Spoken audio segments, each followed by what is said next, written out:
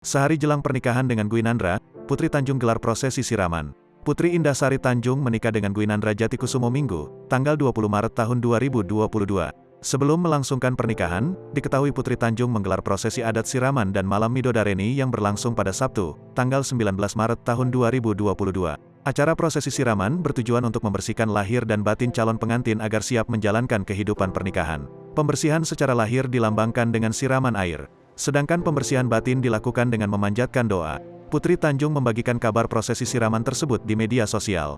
Hal ini diketahui lewat pantauan tribunstyle.com di Instagram @putri_tanjung. Sabtu, tanggal 19 Maret tahun 2022. Prosesi siraman ini dimulai pertama kali oleh Hairul Tanjung, kemudian Anita Tanjung, lalu diikuti Arsini Susanto selaku nenek. Selanjutnya, beberapa orang lainnya juga turut memberi siraman pada Putri. Siraman, tanggal 19 Maret tahun 2022, H1 Bismillah tagar Putri Gwinandra, tulis Putri Tanjung melalui akun pribadinya tersebut. Tak sedikit, warganet ikut memberikan komentar di unggahan Putri Tanjung.